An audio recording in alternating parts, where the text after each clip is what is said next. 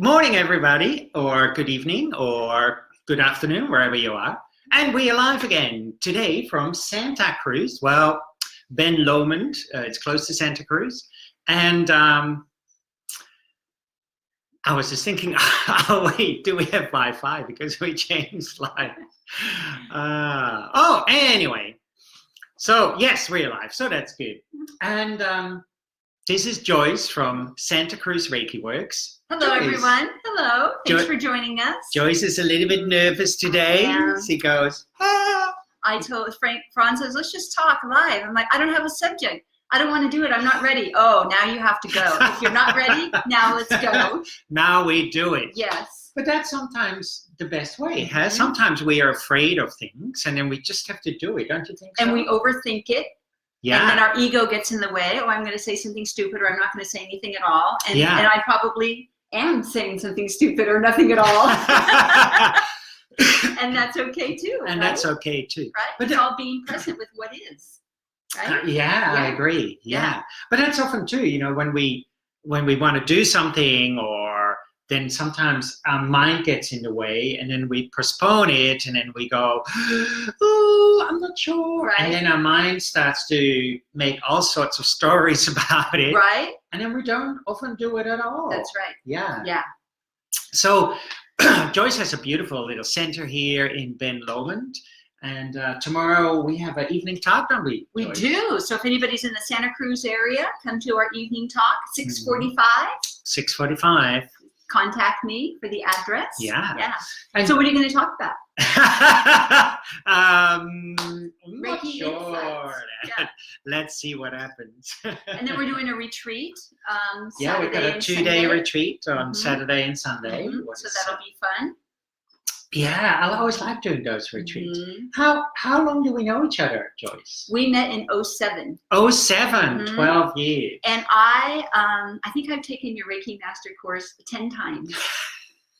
I'm a really slow learner. I'm a slow teacher. I was going to say the same. So Joyce, what do you think when you come each time to a class? Why do you come, and what is the reason that you're coming? Well, for one thing, there is so much for one thing, it's the information and getting the techniques down. And you're never the same each time either. Yeah. Right? And so I learn new things, but it's more not about the knowledge, it's about being in that energy. Yes. Just being in the energy and expanding and growing. And I'll tell that story. So we did one exercise. And it's about the 5 elements, and we're all in meditation, and it's like 20 minutes or something, right? Or 30 minutes. And at the end, Frans makes this big old, like a clapping, at least this time, you make this big old clapping noise. And I didn't even realize what was going on with me, like spiritually, I guess you'd call it, or emotionally. And then all of a sudden, I felt like I had this glass around me, and it shattered. And I was trying to hang on to it, like, oh no, I can't let this veneer drop, right? Yeah. And it's getting heavier and heavier and heavier, and I couldn't hang on to it anymore, and it just left. And I'm like, here I am, naked, right? In my naked of body, naked of thoughts, right? Naked of the ego. Yeah. And it was so freeing. Yeah. At first, again, I was nervous and scared. It's like, oh, who am I without this veneer? Right? And then I let it go, and it's just pure essence, my true nature. Yeah. And it's like, then I could stay in that, and it's not so scary. So now I could be my true nature in life. Yeah. So these exercises that we do in class help me to be myself in life, I guess. Yeah. So that's why I come each time. Yeah, I mean, I love teaching, and, you know, sometimes we have the intellectual things of teaching, what is great, but just sitting in that space together for me, Joyce, just with, you know, I don't even want to say students, but with spiritual friends, really, and hopefully that we really can shatter all of that and that space together. And because sometimes, you know, we see that veneer and we can drop it, and then, or shatters, and then, but sometimes due to circumstances, we keep putting it back again, or due to habit or patterns, we put it back. And then we just have to re-scatter it again, that's right. In a way. Yeah. And it's kind of this ongoing journey until we realize, oh, it's okay to not put that veneer back, you know, these masks. And as what you say, then we kind of naked, not physically naked, but naked with our essence, with our spirit. Yeah. And we talked a little bit during breakfast. Joyce makes a hell of a good breakfast. And Frank, her husband, makes a great coffee. So we just had breakfast. It's 9 a.m. in good old Ben Lomond. And beautiful between the sequoia trees. If you ever want to hug a tree, hug a sequoia tree. No, all trees are wonderful, but I personally really love these sequoia trees. Beautiful. But we were talking about, you know, that when we drop these masks of the eye, and sometimes also people find it very scary, because then how do we identify ourselves, you know? Yeah. And if there's no identification, I'm a Reiki teacher, I'm a wife, I'm a husband, I am this, and it's all about the eye. And so, yeah, when we can let that go, I mean, that's really scary, and at the same time very liberating. Very liberating. But I've seen also when people come closer to dropping that eye, that sometimes they stop the practice, because then they go, oh, but who am I then? And actually there's sometimes some fear involved to really let it drop, to really say, oh, I'm dropping completely this eye, the identification, and be free and naked. Right. And it's disorienting at first when you drop it and you shatter. It's like, well, who am I now without this veneer, without this ego? Yeah. And so you're a little confused, a little disoriented. So you do kind of found like these kind of little seem aimless, which is why the grounding practices work so well. Yes. It's like, oh, okay, I know what to do. Yeah. Let me do some Joshin Kokyu Ho, or let me do some chanting, and I can ground into this new way of being. Yeah. Yeah. Yeah, that grounding. I mean, again, we can see this so beautiful with these sequoia trees, you know, they're massive, and some of them are here a big 1,000 years, you know, like a massive tree. It's just amazing. And for me, it's because they're so grounded and centered that they can actually really go up and expand. And then, you know, for me, that ground is not necessarily earth. Yeah, in the beginning it's earth, but that ground is really that spaciousness, the spaciousness of ground. That's right. Yeah. But sometimes when we become very spacious and we only do it from kind of this part of our body, then it becomes a little bit unstable. But when we do it from the hara or the tanden, just below, you know, the center of your body, and that really deep expandedness, then it becomes something quite different. Yeah. So, yeah. Yeah.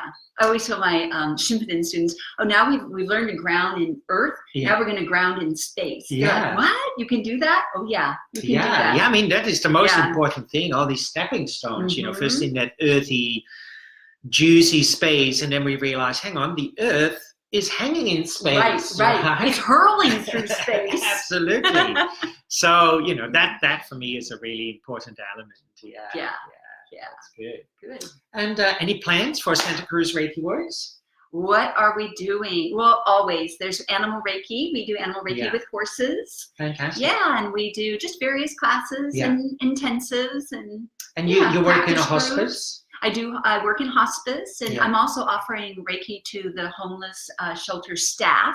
Yeah. So that's nice. Yeah. So we kind of spread Reiki. We do these thing called Reiki breaks, where they come in, they sign up for a half an hour of Reiki, and it's amazing. They come in and, you know, they're all busy with their busy work, and they on the table, they're like, I'm not sure what 30 minutes is going to do, right? 10 minutes on the table. Oh my God, I can't believe how relaxed I got in 10 minutes. Yeah. So I love doing beautiful. That. Yeah.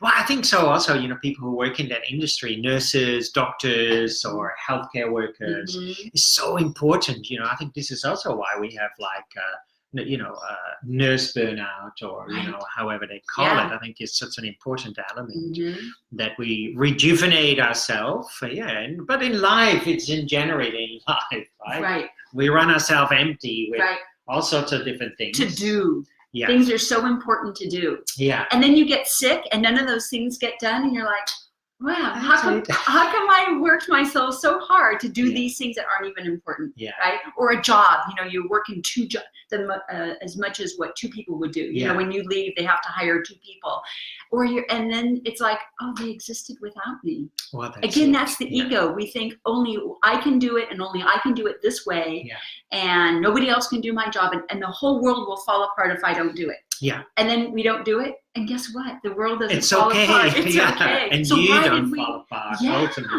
Right. Yeah. In the beginning, we might have a feeling that we fall apart.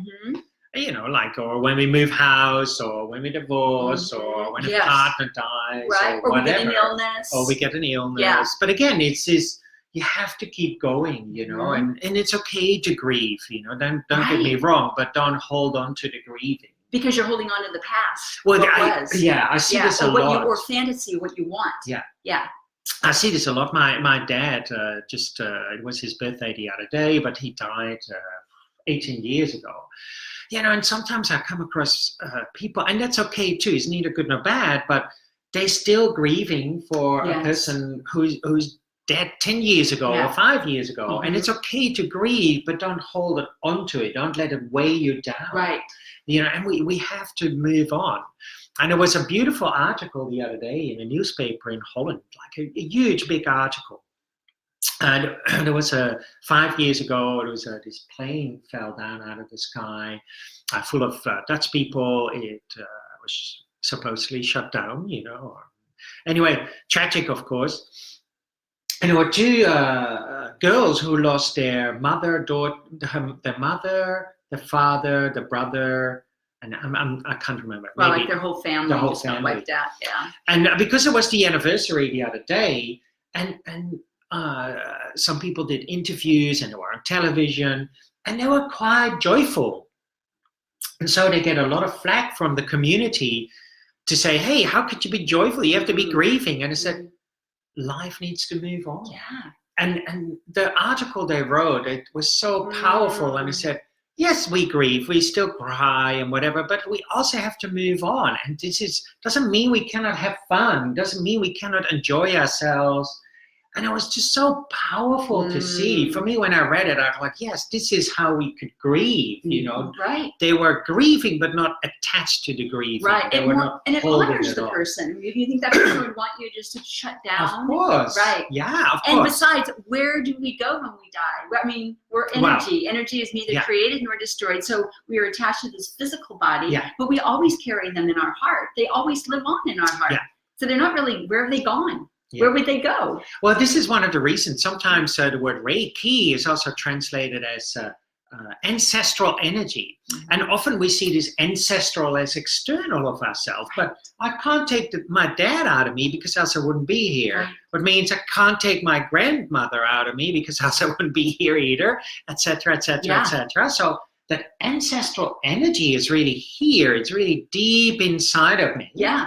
And that is, you know, the realization that my dad has never left me because I'm part of my dad and my dad is part of me. Yeah.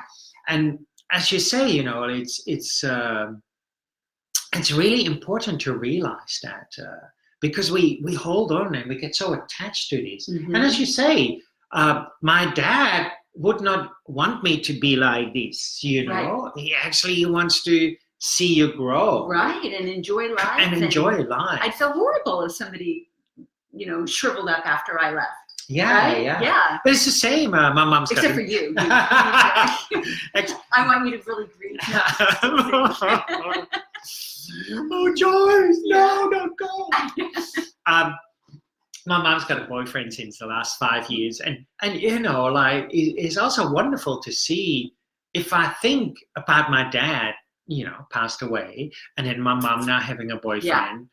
It is wonderful because some people say, oh, but, you know, my dad died many years ago, but I've heard stories of people I know and their partner dies, and 6 months later they meet someone new, and then their family gets angry that they meet someone new. Yeah.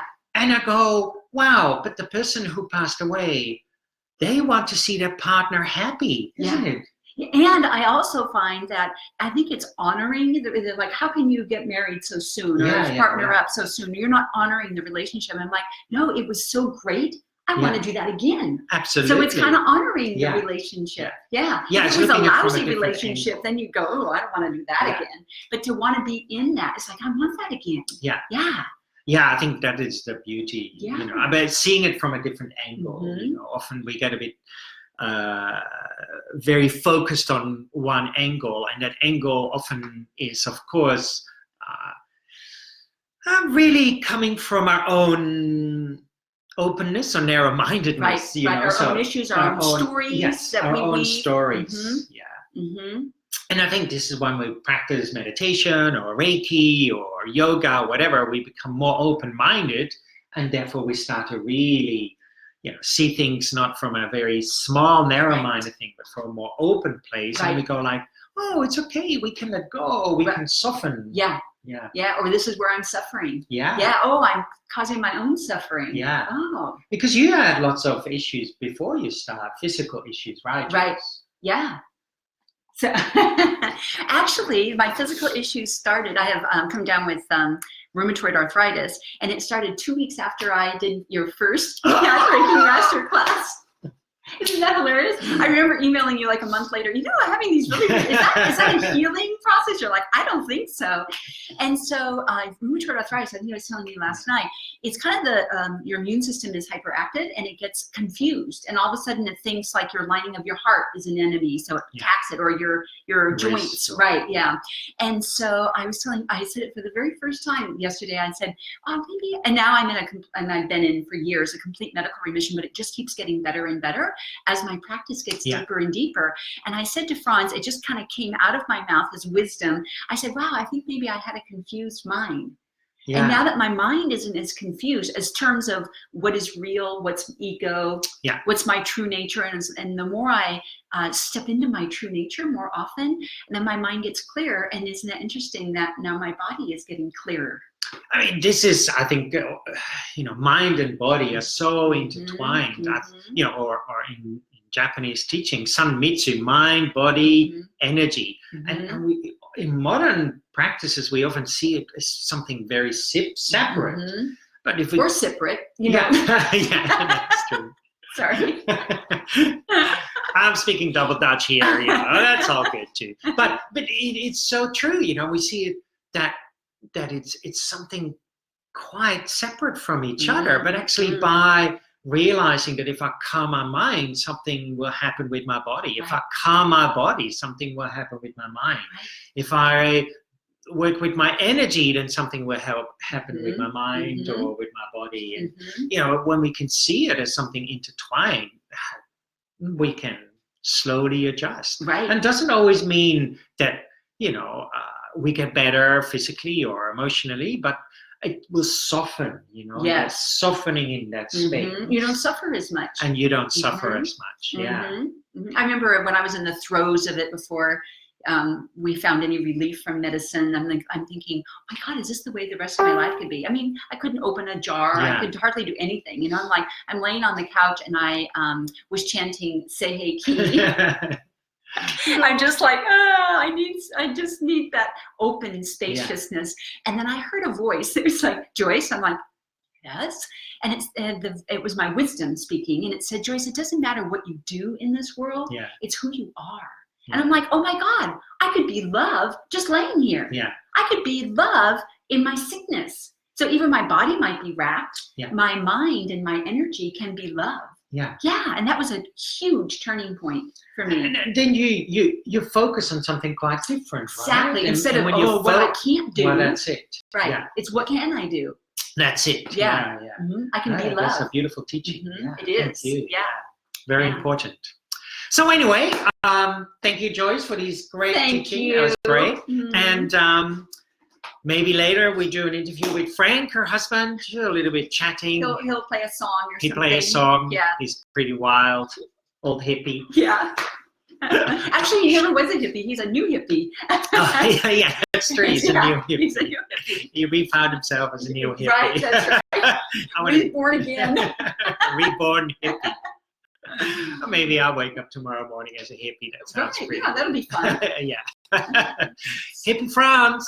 Anyway, thank you all for listening, and catch you later. And after this, I'm on my way to Australia. So hopefully we do some live videos from Australia. Yeah, you're doing a 4-day retreat? 4-day retreat in Queensland. It's Is it on the beach? Oh, it's like a 5-10 minute walk on the beach, and the rainforest comes down to the beach. I mean, it's this beautiful retreat center. It's just absolutely stunning, and it's just fantastic. And yeah, I'm really looking forward. And good. My son Ollie is coming along, and Broman is coming along, and lots of Australian Reiki friends are coming along, so it will be fun. Sometimes in the evening we sing songs or we do stuff. Nice. Go swimming. That's just really nice. Yeah. So anyway, chat with you later. All right. Bye. Bye.